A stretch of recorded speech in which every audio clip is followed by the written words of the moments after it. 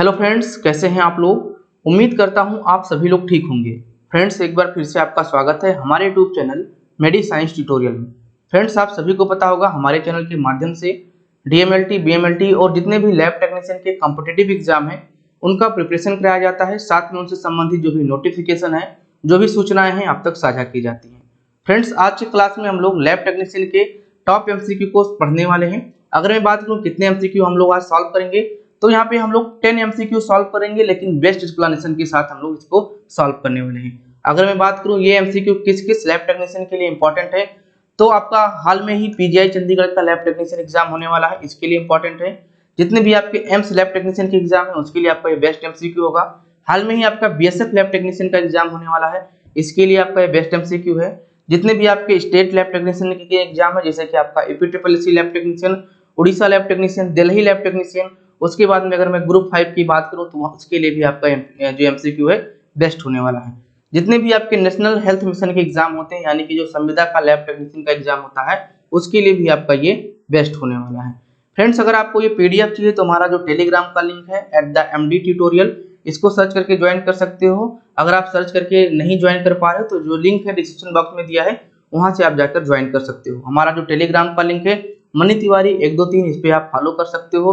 यहाँ पे कोई क्वेरी है, कोई हमसे बातचीत करनी है, आप यहाँ पे जाके मैसेज करके हमसे बातें कर सकते हो। हमारा व्हाट्सएप नंबर भी है 6307 81 इस पे आप मैसेज करके जो भी आपकी क्वेरी जानकारी लेना है वो आप यहाँ पे प्राप्त कर सकते हो। तो चलिए फ्रेंड्स, देरी न करते हुए आज के पहले प्रश्न की शुरुआत करते हैं। तो पहला प्रश्न आपका यहाँ पे स्क्रीन पे दिखाई दे रहा है, ये आपका कुछ इस प्रकार से है कि the aetiology agent of chancroid is, यानी कि आपका जो इटियोलॉजी एजेंट है आपके कैंक्रियाइड्स का, ये आपका क्या है। ठीक है, तो अगर मैं बात करूंगा कि ये कैंक्रियाइड्स है क्या, तो कह सकते हो एक प्रकार का बैक्टीरियल डिजीज है। क्या है आपका? एक प्रकार का बैक्टीरियल डिजीज है। ठीक है, बैक्टीरियल डिजीज है।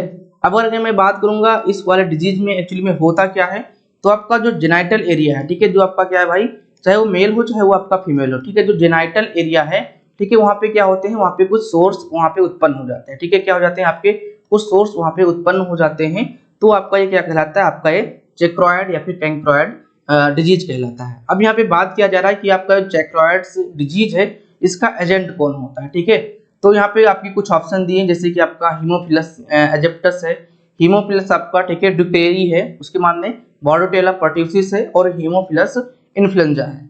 तो फ्रेंड्स, अगर मैं इसके राइट आंसर की बात करूंगा तो आपका इसका जो राइट आंसर हो जाएगा ऑप्शन नंबर बी, यानी कि आपका हीमोफिलस डुक्रेई जाएगा। ठीक है, क्या जाएगा आपका? हीमोफिलस डुक्रेई इसका राइट आंसर जाएगा।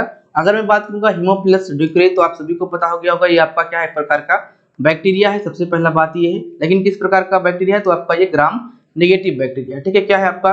ग्राम नेगेटिव बैक्टीरिया है, इसको भी आपको यहाँ पे ध्यान में रखना है। ओके, दूसरी प्रकार अगर मैं बात करूंगा कि आपका जो ये हीमोफिलस डुक्रेई है, इसका ठीक है इंक्यूबेशन पीरियड क्या होता है, यानी कि आपका ये डिजीज काज करने के लिए इसका इंक्यूबेशन पीरियड क्या होगा, तो इसका जो इंक्यूबेशन पीरियड होता है वो आपका, ठीक है, 4 से 7 दिन होता है। ठीक है, इंक्यूबेशन जो आपका पीरियड होता है वो आपका क्या होता है, 4 से 7 दिन होता है। ठीक है, 4 से 7 दिन आपका यहाँ पे होता है, इसको भी आपको यहाँ पे ध्यान में रखना है। ठीक है, दूसरी बात, ये आपका किस प्रकार का डिजीज है, जितने पॉइंट मैं यहाँ पे नोट कर रहा हूँ, पहला पॉइंट हो गया बैक्टीरियल डिजीज है।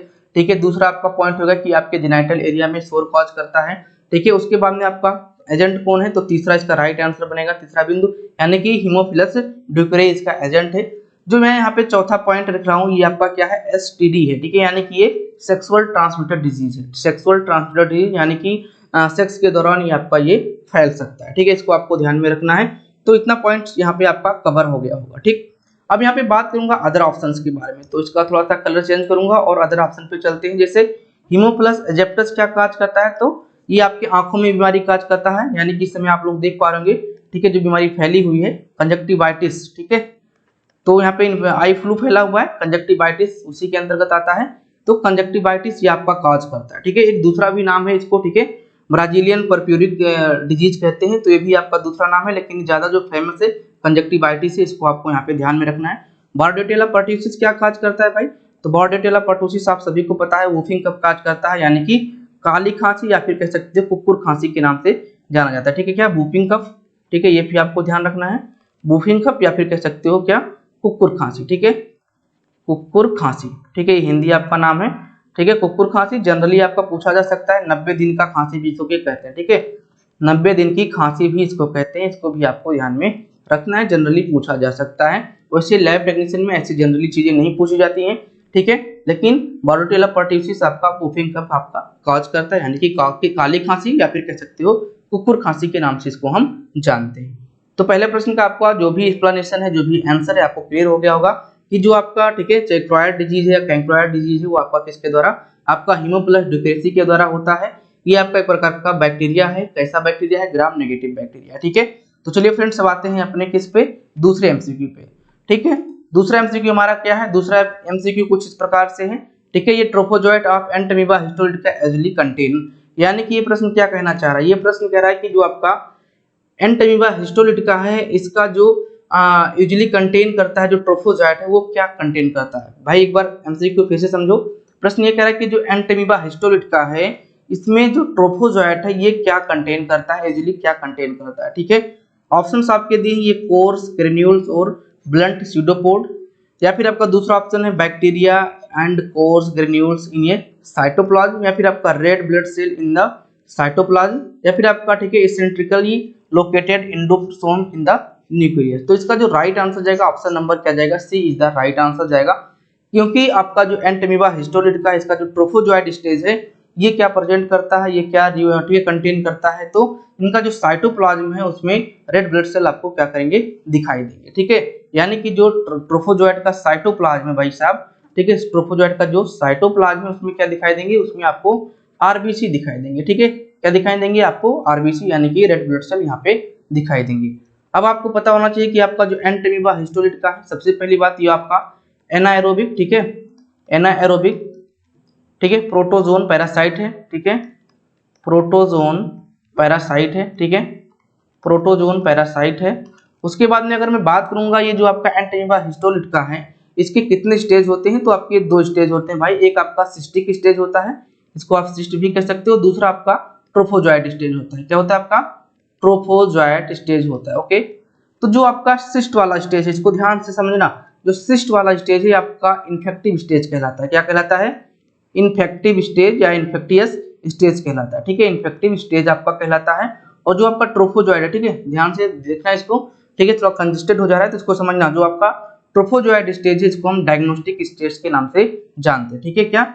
डायग्नोस्टिक स्टेज के नाम से जानते हैं, ये आपको यहाँ पे ध्यान रखना है, ठीक है। डायग्नोस्टिक स्टेज के नाम से जानते हैं। इसका मतलब क्या हुआ? देखो भाई, हमने बताया एंटमीबा हिस्टोलिटिका एक प्रकार का एनारोबिक प्रोटोजोन पैरासाइट होता है, जिसके दो स्टेजेस हैं, सिस्ट और ट्रोफोजोइट। सिस्ट है इन्फेक्टिव स्टेज, यानी कि जो इन्फेक्शन फैलाएगा वो सिस्ट फैलाएगा। लेकिन अगर आपको डायग्नोज करना है, अपनी पैथोलॉजी में जाके पता लगाना है कि एंटमीबा हिस्टोलिटिका प्रेजेंट है कि नहीं प्रेजेंट है, तो उसके लिए क्या काम आएगा? उसका ट्रोफोजोइट ही काम आएगा, ठीक है। अब आपका जो ट्रोफोजोइट है वो क्या कंटेन करता है? उसके साइटोप्लाज्म में रेड ब्लड सेल को कंटेन करता है। किसके रेड ब्लड सेल को? ह्यूमन के भाई, जिसको वो कॉज किया हुआ है, ठीक है।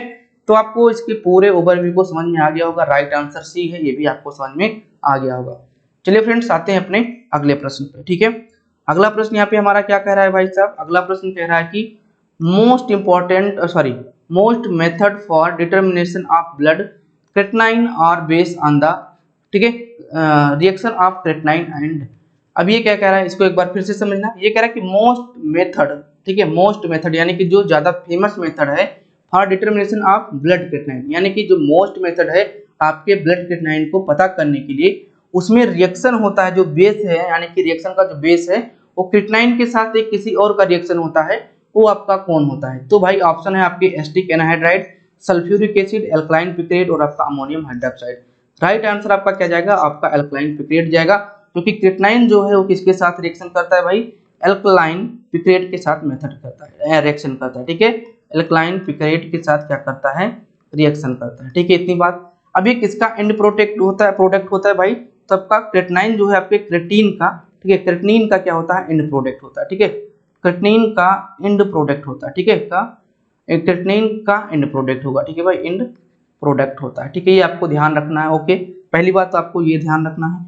दूसरा यहाँ पे जो ऑप्शन एक है आपका, ठीक है, एसिटिक एनहाइड्राइड। एसिटिक एनहाइड्राइड किसके लिए भाई काम आता है? तो कह सकते हो कोलेस्ट्रॉल को टेस्ट करने के लिए, या कोलेस्ट्रॉल का मेथड एक आपका है, ठीक है। क्या है आपके भाई? ये कोलेस्ट्रॉल का मेथड, ठीक है, कोलेस्ट्रॉल का मेथड है, इसको भी आपको ध्यान में रखना है, यानी कि एसिटिक एनहाइड्राइड के माध्यम से हम कोलेस्ट्रॉल का पता लगाते हैं। ठीक है, इतनी बात हो गई। अब आपको कमेंट क्या करना है भाई, कमेंट आपको ये करना है कि जो हमारा क्रेटनाइन है इसका नॉर्मल रेंज क्या होता है। ठीक है, नॉर्मल रेंज क्या होता है। देखो भाई, ऐसे में प्रश्न पुट करूंगा और आप लोग कमेंट के माध्यम से जवाब दे देना, और मुझे ये पता हो जाएगा कि मेरे प्यारे बच्चे हमारे प्रश्नों को अच्छे तरीके से देख रहे हैं, एक्सप्लेनेशन भी देख रहे हैं और आंसर भी कर रहे हैं। ठीक है, तो अगर आपको क्रेटनाइन का नॉर्मल रेंज नहीं पता है ना, तो कहीं से भी देख के बताओ, लेकिन कमेंट में जरूर इसको मेंशन करना। ओके, चलिए फ्रेंड्स, आते हैं अपने अगले प्रश्न पे।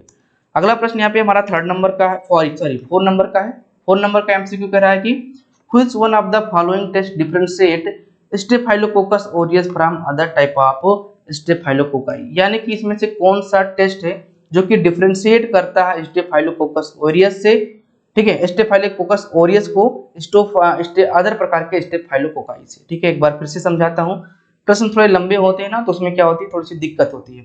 हाँ, एक बार मैं और आपसे प्रॉमिस करता हूँ कि जो भी नेक्स्ट एमसीक्यू आएगा वो आपका हिंदी इंग्लिश मिक्स रहेगा, यानी कि एक तरफ आपका इंग्लिश वाला एमसीक्यू रहेगा और उसके नीचे हिंदी में एक्सप्लेनेशन लिखा रहेगा, और ऑप्शन भी आपके बगल में हिंदी में लिखे रहेंगे, जिससे आपको और समझने में आसानी होगी। ओके, क्योंकि बहुत सारे हमारे जो स्टूडेंट्स हैं यही कमेंट करते हैं कि सर हिंदी इंग्लिश मिक्स दोनों में क्वेश्चन लेकर आओ तो हमको और अच्छे से समझ में आएगा।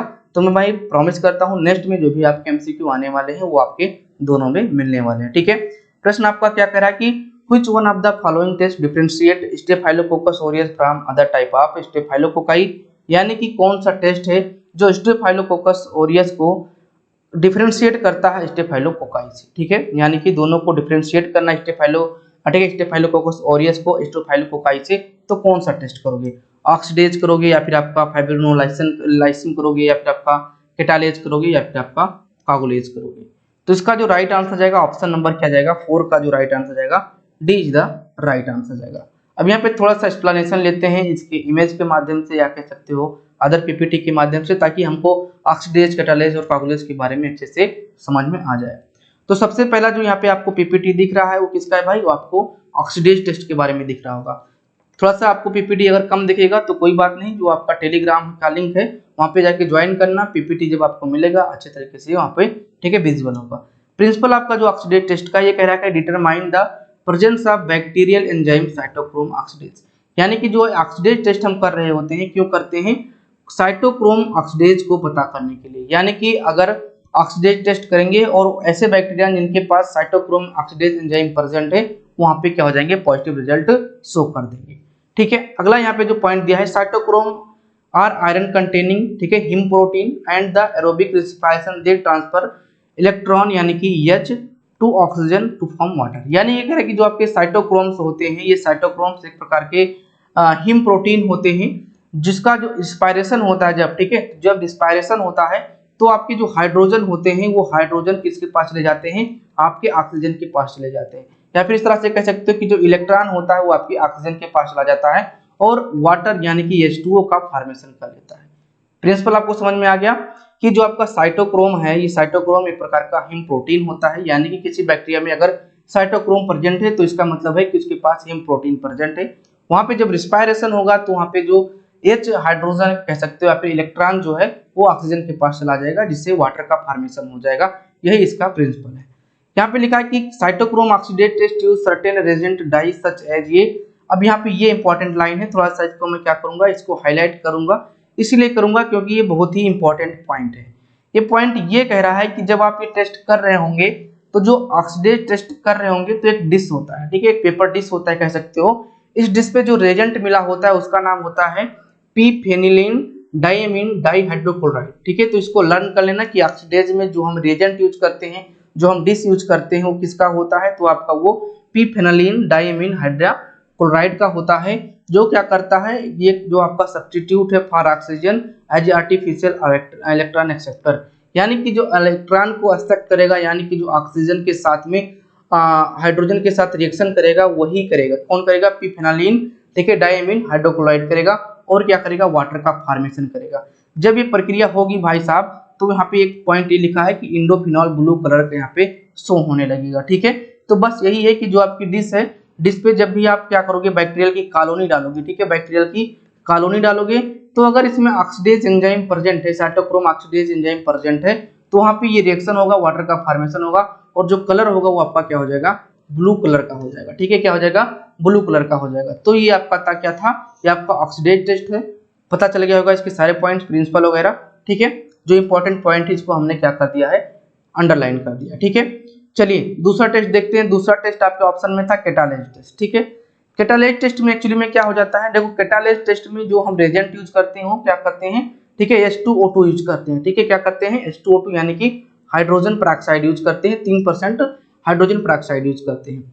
ठीक है, अब यहाँ पे आपको समझना क्या है, आपको ये समझना है कि इसमें जिससे मान लीजिए कि ये बैक्टीरियल कॉलोनी है। ठीक है, ये आपकी बैक्टीरियल कॉलोनी है और इसको मैंने इधर सेपरेट किया, एक स्लाइड रखी, स्लाइड में अगर बैक्टीरियल कॉलोनी लगाया और हमने इस पे H2O2 डाला और अगर H2H2 हमने डाला, अगर बबल्स निकल रहे हैं, ठीक है, बबल्स प्रेजेंट है तो हमारा कैटालेज ठीक है पॉजिटिव है, अगर नहीं निकल रहे हैं तो कैटालेज टेस्ट हमारा क्या है, नेगेटिव है। ये बात आपको यहाँ पे ध्यान में रखना है। उसके बाद में अगर मैं यहाँ पे बात करूंगा थोड़ा सा कि इसमें क्या एक्चुअली में देखते हैं, तो कैटालेज एक प्रकार का एंजाइम होता है। ठीक है, एक प्रकार का एंजाइम होता है, इस एंजाइम को ही हम लोग क्या करते हैं, डिटेक्ट कर रहे होते हैं। क्या करते हैं, इस एंजाइम को ही हम क्या कर रहे होते हैं, डिटेक्ट कर रहे होते हैं। एक्चुअली में जब ये बबल्स निकलता है तो आपकी ये ऑक्सीजन का बबल्स होता है। तो रिएक्शन में यही होता है कि जो हम ठीक है, मान लीजिए कि आपका क्या है, H2O2 है, कैटालेज एंजाइम जो आपके आए, ठीक है, जब कैटालेज एंजाइम आएंगे तो आपका ये H2O प्लस O2 में निकल जाएगा।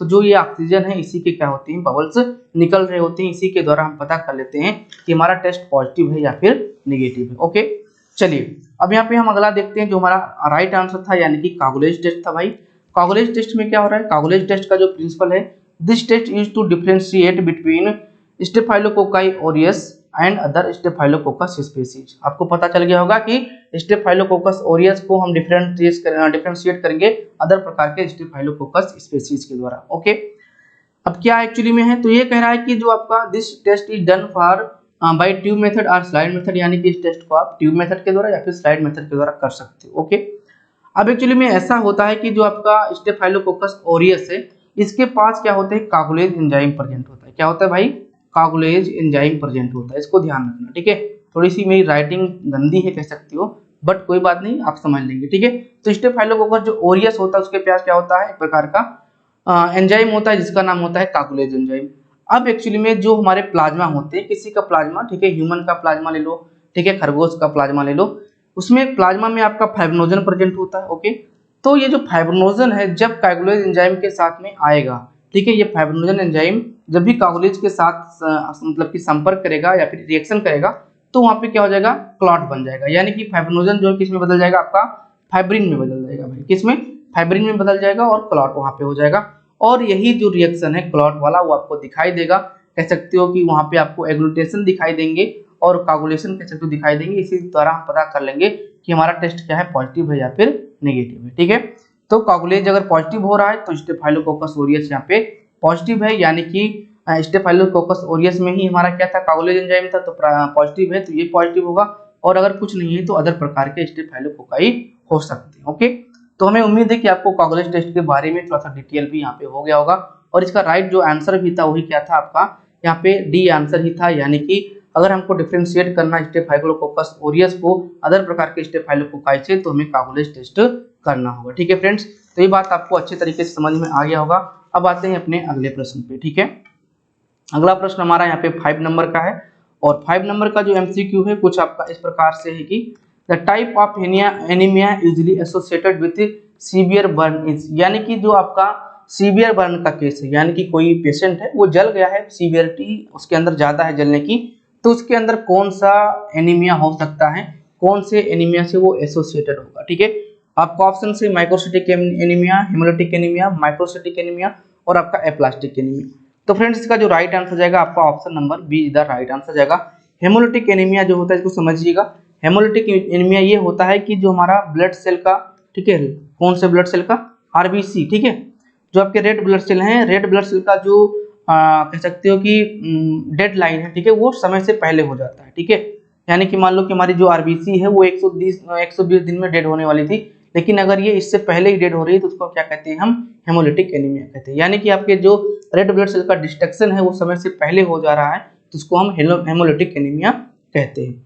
अगर मैं यहाँ पे बात करूंगा एप्लास्टिक एनीमिया के बारे में, तो जब बोन मैरो का डिसऑर्डर हो जाता है, ठीक है, बोन मैरो में जहाँ पे हमारे ब्लड का निर्माण होता है, हमारे आरबीसी का निर्माण होता है, वहाँ पे अगर कोई डिस्टर्बेंस है, ठीक है, बोन मैरो में कोई खराबी आ गई है, तो आपका वो क्या कहलाएगा, एप्लास्टिक एनीमिया एसोसिएटेड होता है, ठीक है।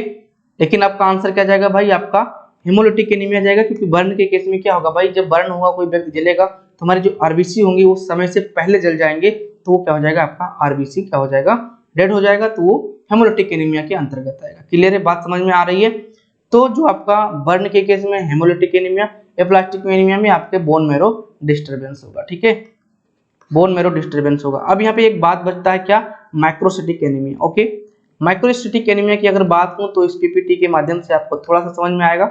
माइक्रोसिटिक एनीमिया का मतलब ये क्या होता है, जो हमारा सेल होता है वो क्या हो जाता है, माइक्रो हो जाता है, ठीक है। माइक्रो मतलब कि बड़ा साइज में हो जाता है, इंक्रीज हो जाता है, जो साइज होता है वो क्या हो जाता है हमारा भाई, इंक्रीज हो जाता है। ओके, हमारा साइज जो होता है इंक्रीज हो जाता है।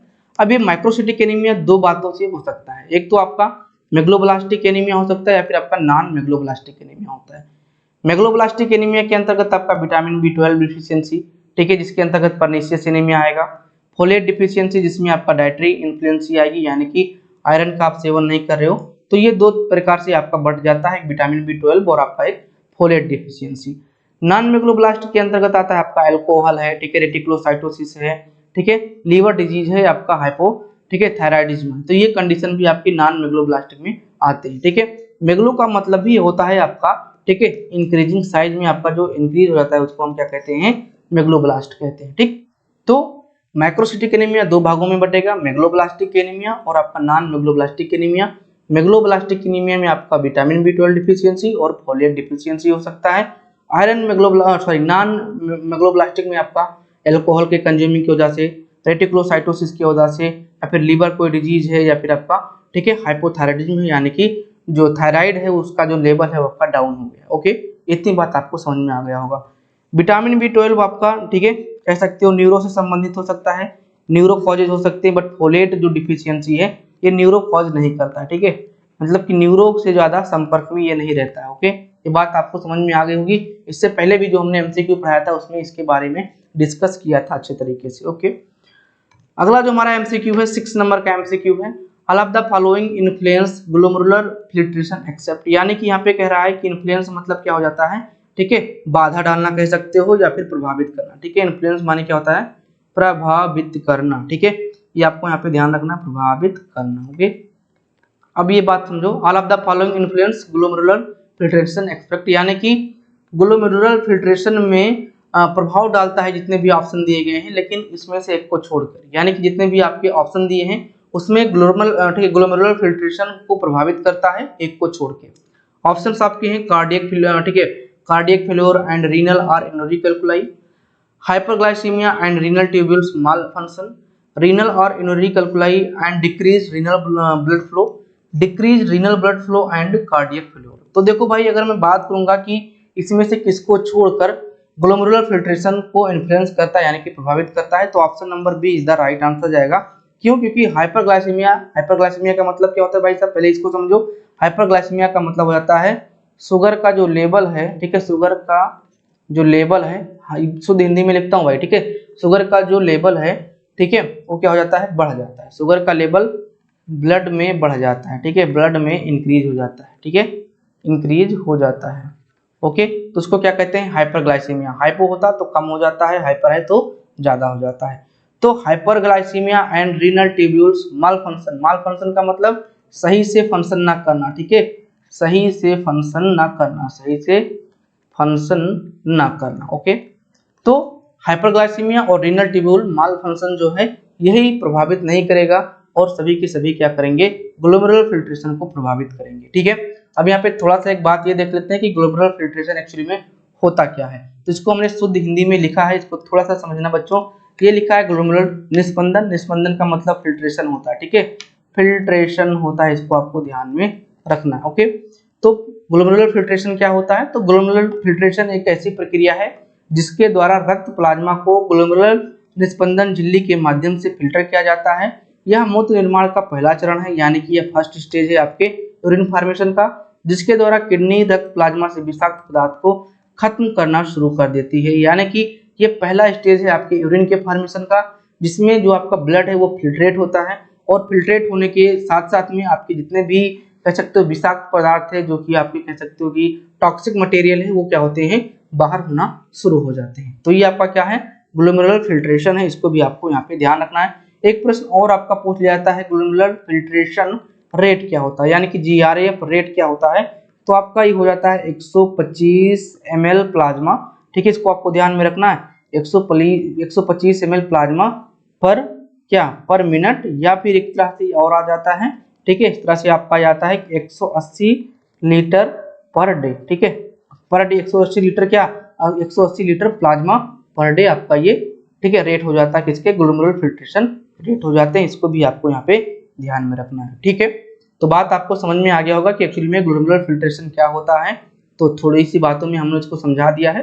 अगर आपको और डिटेल लेना है तो हमारा जो यूट्यूब चैनल है, इसमें जाके आप एनाटॉमी फिजियोलॉजी सेक्शन में जाइएगा, वहाँ पे आपका जो एक्सक्रीटरी, ठीक है, सिस्टम है, वहाँ पे जाके अच्छे तरीके से समझ सकते हो। ओके, चलो फ्रेंड्स आते हैं अपने अगले प्रश्न पे। अगला प्रश्न यहाँ पे हमारा 7 नंबर का है। 7 नंबर का MCQ कह रहा है कि which of the following test is specific for urinary glucose, यानी कि यूरिनरी ग्लूकोज के लिए स्पेसिफिक टेस्ट आपका कौन सा होगा। यानी कि जो ऑप्शन दिए हैं इस टेस्ट में अगर मैं बात करूं तो यूरिन में ग्लूकोज को पता करने के लिए बेस्ट टेस्ट आपका कौन सा होगा, dipstick, Benedict, clinitest, clinitest, या फिर आपका पैंडी टेस्ट। तो देखो भाई, बहुत लोग यहाँ पे क्या करेंगे, ऑप्शन नंबर बी को प्रीफर करेंगे, बट हमने बहुत पहले आपको बता चुका हूँ कि जो बेंडिक टेस्ट है भाई, वो आपका क्या है, रिड्यूसिंग सबस्टेंस के लिए है, ठीक है, क्या आपका रिड्यूसिंग सबस्टेंस के लिए है, रिड्यूसिंग सबस्टेंस के लिए है, इसको भी आपको ध्यान में रखना है। अब बात आती है कि सर ये रिड्यूसिंग सबस्टेंस क्या होगा। तो रिड्यूसिंग सबस्टेंस में आपके नॉन शुगर भी आ जाते हैं भाई साहब, ठीक है, नॉन शुगर भी आ जाएंगे और आपके शुगर वाले पार्ट भी आ जाएंगे, ठीक है, शुगर वाले पार्ट भी आ जाएंगे और आपके नॉन शुगर वाले भी आ जाएंगे, ठीक है। अब अगर आपको इसका भी डिटेल लेना है तो हमारा जो यूरिन एग्जामिनेशन है उसमें जाके इसको समझो कि नॉन शुगर में कौन कौन से आ रहे हैं, शुगर में कौन कौन से आ रहे हैं। तो इसका मतलब कि रिड्यूसिंग सबस्टेंस में कुछ नॉन शुगर भी आएंगे हमको और शुगर भी मिलेंगे, और इन सभी का टेस्ट यहाँ पे हम लोग कर सकते हैं। बट जो डिप स्टिक मेथड है, इस डिप स्टिक मेथड में अलग अलग प्रकार के रेजेंट लगे होते हैं प्रत्येक स्टेप पे, और वहां पे हम क्या कर सकते हैं, ग्लूकोज वाले स्टेप के माध्यम से हम इसको अच्छे तरीके से टेस्ट कर सकते हैं। अगर यहाँ पे ये डिप स्टिक मेथड नहीं होता तो हो सकता है आपका जीओडी पीओडी होता, ठीक है, क्या होता आपका जीओडी पीओडी होता, तो भी आपका राइट आंसर चला जाता, ठीक है। क्लिनी टेस्ट क्या है भाई, तो क्लिनी टेस्ट एक प्रकार की कंपनी है, या फिर कह सकते हो कि कुछ किट वगैरह बनाती है जिससे हम लोग टेस्ट करते हैं, इसमें कोई मतलब नहीं है। पैंडी टेस्ट क्या होता है भाई, तो CSF, ठीक है, CSF प्रोटीन को पता लगाने के लिए हम लोग पैंडी टेस्ट करते हैं। CSF प्रोटीन को पता लगाने के लिए हम लोग क्या करते हैं, पैंडी टेस्ट यहाँ पे करते हैं। पैंडी टेस्ट की अगर मैं बात करूंगा, जिसमें प्रोटीन का जो नॉर्मल रेंज होता है 15 से 45, ठीक है, 15 से 45 मिलीग्राम पर डेल, इसका क्या हो जाता है, नॉर्मल रेंज हो जाता है। ये आपको यहाँ पे ध्यान में रखना है। दूसरी बात है जो पैंडी रेजेंट होता है, ठीक है, पैंडी रेजेंट जो होता है भाई साहब, इसको समझना है। जो पैंडी रेजेंट होता है इसमें हम लोग क्या करते हैं, 30 ग्राम, ठीक है, 30 ग्राम हम लोग क्या करते हैं, फिनाल यूज करते हैं, ठीक है, 30 ग्राम फिनाल प्लस 500 ml, क्या भाई, 500 ml डिस्टिल वाटर यूज करते हैं, ठीक है, डिस्टिल वाटर यूज करते हैं। ओके, तो क्या क्या समझाना है, इसको एक बार रिवीजन कर लेते हैं। यहीं पे यहाँ पे हमने सबसे पहले समझाया कि जो आपका स्पेसिफिक यूरिनरी ग्लूकोज टेस्ट है वो आपका डिप स्टिक मेथड होगा, क्योंकि जो बेंडिक है वो क्या है, रिड्यूसिंग सबस्टेंस के लिए किया जाता है, जिसमें आपके शुगर और नॉन शुगर दोनों शामिल हो सकते हैं। पैंडी टेस्ट है, जो पैंडी टेस्ट हमारे CSF प्रोटीन के लिए किए जाते हैं। CSF प्रोटीन की अगर मैं नॉर्मल रेंज की बात करूंगा तो 15 से 45 मिलीग्राम पर डेल होता है। जो पैंडी रेजेंट है उसमें हम 30 ग्राम फिनॉल लेते हैं, जिसको हम डिजोल्व करते हैं 500 ml डिस्टिल वाटर में, ठीक है। तो इतना सार हमने आपको बता दिया, इतनी हमने एक्सप्लेनेशन आपको कर दिया है, आपको समझ में सारी बातें आ गई होंगी। चलिए फ्रेंड्स आते हैं अपने अगले प्रश्न पे। अगला प्रश्न हमारा यहाँ पे 8 नंबर का है। 8 नंबर का MCQ करा कि when using white blood cell pipette for performing a white cell count blood is diluted, यानी कि जब आप WBC पिपेट ले रहे होते हैं, क्या भाई, WBC पिपेट ले रहे होते हैं, और WBC पिपेट के माध्यम से जब आप लोग WBC काउंट कर रहे होते हैं तो जो ब्लड का डाइल्यूशन है वो आपका क्या होता है, 1:200 का, 1:10 का, 1:50 का, 1:20 का। तो भाई जब हम लोग क्या करेंगे, WBC की काउंटिंग करेंगे, WBC काउंटिंग के दौरान 1:20 का यहाँ पे डाइल्यूशन होता है, ठीक है, WBC काउंट के दौरान 1:20 का और जब हम आरबीसी काउंट करेंगे भाई साहब, ठीक है, आरबीसी काउंट करेंगे तो क्या होगा आपका 1:200 का होगा, ठीक है। दोनों पॉइंट ध्यान रखना, बहुत ही इंपॉर्टेंट है।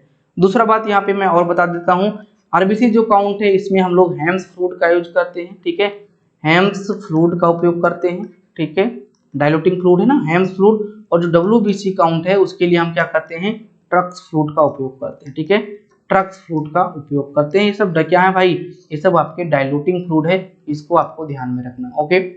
अब यहाँ पे एक चीज और ध्यान रखना, और अदर प्रकार के डाइल्यूटिंग फ्लूइड होते हैं जो कि डब्ल्यूबीसी और आरबीसी में काम आते हैं। बट एक चीज मैं यहाँ पे और पूछने वाला हूँ, ठीक है, जो प्रश्न है हमारा आपके लिए है ये प्रश्न, हम ये पूछने वाले हैं कि जो आपका डेंगर फ्लूइड है, ठीक है, DUNGERS डेंगर्स फ्लूइड है, ये किसके काम आएगा, ठीक है, ये किसका डाइल्यूटिंग फ्लूइड है, किसको डाइल्यूट करने के लिए करेंगे, यानी किस टेस्ट को डाइल्यूट, किस टेस्ट करने के लिए हम ब्लड को डाइल्यूट करेंगे, डेंगर फ्लूइड को। दूसरा बात यहाँ पे ये पूछूंगा, दूसरा जो प्रश्न हमारा है, पहला प्रश्न था, दूसरा प्रश्न हमारा ये है कि कॉमन कौन सा है, मतलब कि कॉमन आपको एक डाइल्यूटिंग फ्लूइड बताना है, कॉमन डाइल्यूटिंग फ्लूइड यहाँ पे मैं लिख देता हूँ, ठीक है, कॉमन जो फ्लूइड है आपका वो कौन सा है जो कि डब्ल्यूबीसी और आरबीसी दोनों में काम आता है, ठीक है, डब्ल्यूबीसी और आरबीसी दोनों में काम आता है, समझिए होगी प्रश्न, ठीक है, डब्ल्यूबीसी और आरबीसी दोनों में काम आता है, ये कौन सा हमारा कॉमन फ्लूइड है, ये आपको बताना है भाई, कहीं से भी बताना, ठीक है। अगर आपको नहीं समझ में आ रहा है, प्रीवियस लेक्चर नहीं पढ़े हो तो भाई आप कहीं से देख के बताओ, लर्न तो हो जाएगा उन दिस टाइम पे। अगर आप कुछ नहीं करोगे, ऐसे देख लोगे, हटा दोगे, तो क्या होगा, आपको फिर से वो लर्न नहीं होगा, ओके। तो दो चीज हमने पूछा, डेंगर फ्लूइड किस काम आएगा, कॉमन फ्लूइड जो कि आरबीसी काउंट और डब्ल्यूबीसी दोनों के लिए उपयोगी हो सकता है, उसका नाम आपको बताना है, ओके। यहाँ पे हमने इमेज लगा रखा है भाई साहब कि हमारा जो पीपेट है वो किस प्रकार से होगा। तो जो हमारा डब्ल्यूबीसी पीपेट है कुछ इस प्रकार से दिखाई देगा, यहाँ पे ये इस तरह से पूरी पूरी पीपेट है, और अगर इसके हम बीड की बात करेंगे तो ये व्हाइट बीडेड का होता है। तो प्रश्न एक ये भी बनता है कि जो डब्ल्यूबीसी पीपेट होता है उसमें जो बीड होता है कैसा होता है, तो ये आपका क्या होता है, व्हाइट होता है, यहाँ पे आपको दिखाई दे रहा होगा, ओके। दूसरी बात, इसकी जो मार्किंग होती है वो क्या होती है, 0.5, 1 और 11 होता है, ये भी आपको ध्यान रखना, 0.5, 1 और 11 होगा, ओके। तो डब्ल्यूबीसी पीपेट की क्या क्या खासियत, व्हाइट बीडेड का होगा, मार्किंग जो होगी 0.5, 1, 11 होगा, इसको आपको ध्यान में रखना है, ओके। यहाँ पे आपका क्या है, आरबीसी पीपेट दिया हुआ है, ओके। आरबीसी पीपेट की अगर बात करेंगे तो इसका जो बीड होगा वो क्या होगा, रेड होगा, ओके। यहाँ पे आप देख पा रहे होंगे, ठीक है, रेड बीडेड का है। तो सबसे पहला पॉइंट, आरबीसी पीपेट है वो रेड बीडेड का होगा, मार्किंग जो होगा 0.5, 1 और 101 होगा, ओके, 0.5, 1 और 100 होगा। यहाँ पे देख पा रहे होंगे 0.5, 1 और आपका 101 है, तो दोनों में डिफरेंशिएट आपको अच्छे तरीके से पता होना चाहिए, ठीक है, बहुत ही इंपॉर्टेंट है, कई बार पूछा जाता है, इसलिए मैं इसका जो इमेज है यहाँ पे मैं लगा दिया हूँ। चलिए फ्रेंड्स, आते हैं अपने अगले वाले एमसीक्यू पे। अगला हमारा जो एमसीक्यू है वो 9 नंबर का है, कह रहा है कि ये सबस्टेंस दैट प्रोड्यूसेस ये prolonged prothrombin time when given orally is. देखो भाई प्रश्न को अच्छे से समझो, ये सबस्टेंस एक ऐसा सबस्टेंस दैट प्रोड्यूसेस ये प्रोलॉन्ग्ड प्रोथ्रोम्बिन टाइम, यानी कि एक ऐसा सबस्टेंस जो प्रोथ्रोम्बिन टाइम यानी कि पीटी के टाइम को क्या कर दे रहा है, प्रोलॉन्ग कर दे रहा है, बढ़ा दे रहा है, ठीक है, इंक्रीज कर दे रहा है, ठीक है, बढ़ा दे रहा है, ठीक है, बढ़ा दे रहा है। जब हम उसको क्या करते हैं, ओरली दे देते हैं, यानी कि उसको एज हम दवा के रूप में उसको दे देते हैं, गोली के रूप में उसको हम खिला देते हैं, तो वो आपके पीटी को बढ़ा देगा। वो आपका कौन सा सबस्टेंस है, ठीक है, प्रश्न आपको समझ में आ गया। एक ऐसा सबस्टेंस जो हमारे पीटी के प्रोलॉन्ग कर देता है, यानी पीटी के टाइम को प्रोलॉन्ग कर देता है, जब उसको हम ओरली देते हैं, तो ऐसा सबस्टेंस कौन सा है, ठीक है, प्रोटामाइन सल्फेट है, या फिर आपका, ठीक है, कुमाडिन है, या फिर आपका हेपेरिन है, या फिर आपका सेलिएट है। तो देखो भाई इसका राइट आंसर जाएगा ऑप्शन नंबर बी, कुमाडिन, ठीक है। अगर मैं इसको बात करूंगा तो इसको एज हम एंटीकोगुलेंट के नाम से जानते हैं, ठीक है, एंटीकोगुलेंट, या फिर एक ये भी वर्ड यूज कर सकते हो क्या, ब्लड थिनर, ठीक है, ब्लड थिनर, ठीक है, blood thinner, okay, blood thinner या फिर एंटीकोगुलेंट यूज करोगे। हेपेरिन भी आपका सेम है, ठीक है, क्या है भाई, एंटीकोगुलेंट है, एंटीकोगुलेंट है और ब्लड थिनर है, ठीक है, ब्लड थिनर है, ओके, ब्लड थिनर है। अब एक बात ये समझो भाई, एंटीकोगुलेंट आप ये मत समझ लेना जो हम ट्यूब में यूज करते हैं, ड्रग्स भी होता है, ठीक है, ब्लड को थिन करने के लिए, ब्लड को पतला करने के लिए हम ड्रग्स भी लेते हैं हेपेरिन का, तो ये भी आपका होता है, ठीक है।